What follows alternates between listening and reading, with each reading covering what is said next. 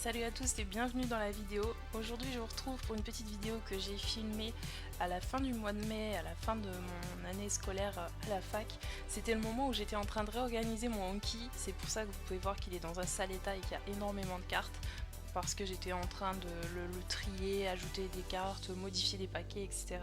Donc c'était la cata, quand je me levais le matin j'avais pas du tout envie de travailler et ce jour-là je me suis dit que faire une vidéo ça me motiverait un petit peu justement à travailler et c'était l'occasion de vous donner mes petits tips pour me motiver un petit peu tous les jours. Du coup, comme vous avez pu le constater au début de la vidéo, le premier truc que je fais quand je vais étudier le japonais, c'est que je prépare tout mon stuff, donc tout le matériel que je vais utiliser, par exemple les manuels, les cahiers, la papeterie, etc. Moi personnellement, le fait de voir les trucs posés à côté de moi, ça me motive vachement à travailler dessus. Après, si vos passions sont liées au Japon, c'est encore mieux. Si vous pouvez par exemple regarder un animé en japonais directement ou traduire un manga et aimer ça. Moi personnellement, je sais qu'avant d'être avancée, ça m'intéressait pas trop. J'avais essayé de traduire des trucs quand je débutais et franchement, j'avais vraiment l'impression de perdre du temps. Je préfère maintenant en fait où j'ai avancé le vocabulaire et la grammaire parce que maintenant quand je lance un jeu ou un roman à peu près de mon niveau, je m'arrête pas toutes les 30 secondes pour traduire un mot ou pour essayer de comprendre la forme de grammaire et franchement c'est beaucoup mieux comme ça.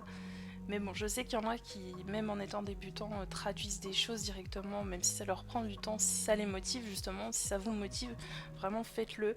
Moi je sais que j'ai pas fonctionné comme ça, mais ça peut être une bonne stratégie je pense. Ensuite, comme vous avez pu le constater dans la vidéo, ce que je fais c'est que je commence par faire des choses qui ne me durent pas trop de temps. Par exemple, quand je me lève, souvent je fais de l'écoute de podcasts en japonais. Et du coup, je trouve que ça prend un peu moins la tête que de faire des exercices par banc directement. Et au moins, arrivé au milieu de votre journée, vous vous dites quand même que vous avez fait quelque chose. Même si vous arrêtiez à ce moment-là de la journée, bah, vous vous dites que c'est motivant. Justement, je trouve que faire plusieurs petits trucs, ça vous motive à continuer votre journée et à faire encore plus en fait. En tout cas, moi, c'est comme ça. Plus j'en fais, plus j'ai envie d'en faire en fait. Donc, c'est pas mal de commencer par des petites choses. Et aussi, ce que j'ai commencé récemment, c'est d'écrire un journal intime en japonais. Même si forcément, je peux pas détailler à fond toutes mes pensées. Déjà, rien que le fait d'écrire tous les jours ce que vous faites ou ce que vous pensez de tel ou tel truc, ça vous entraîne vachement à réfléchir, je trouve. Et aussi, depuis le mois de janvier, j'avais commencé à m'entraîner presque tous les jours, à papoter avec moi-même pendant 5-10 minutes, pareil sur le contenu de ma journée, etc. Du coup, voilà, dans la journée, j'essaye d'entraîner et l'écrit et l'audio, et du coup, ça m'aide pas mal à être un petit peu plus fluide quand même. Aussi, si vous avez un petit peu la flemme de vous motiver parfois à travailler japonais par exemple avec des manuels assez classiquement on va dire, ce qui est sympa c'est de faire des cours via YouTube. Si vous débutez par exemple, il y a les cours de Julien Fontanier que pas mal de monde suivent. Malheureusement ça vous amène pas super loin, mais si vous êtes un grand débutant, ça peut vous donner une petite motivation, le fait que ce soit sur YouTube, que vous avez juste à lancer votre vidéo et que tout est expliqué dedans plutôt que d'aller chercher sur des cahiers. Ça peut être sympa. Moi personnellement, je regarde les vidéos de Mesh Class, c'est une chaîne YouTube d'une japonaise que j'ai découvert il y a quelques temps et c'est super sympa parce que du coup elle explique tout en japonais. Du coup ça me force un peu à rester concentrée parce que bah, la clé souvent vous avez des nouveaux points de grammaire à comprendre, etc. Donc c'est plutôt sympa je trouve. Et en ce moment, j'utilise aussi le manuel So Matome.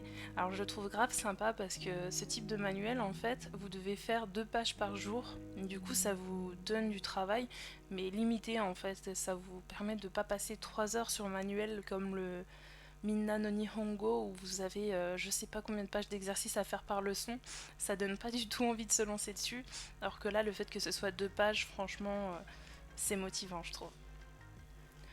Le dernier point dont je voulais parler, c'était au niveau de l'organisation et globalement de se donner des objectifs. Par exemple, moi tous les jours je me fais une petite liste de choses que j'aimerais faire dans la journée. Après, je fais pas forcément tout quand j'ai pas le temps, surtout qu'en ce moment je travaille, du coup j'ai pas toujours le temps de faire tout ce que je veux. Mais en tout cas, le fait d'avoir une petite liste de suivi de tout ce que j'ai l'intention de faire, ça m'aide vachement à me motiver à aller faire les choses justement.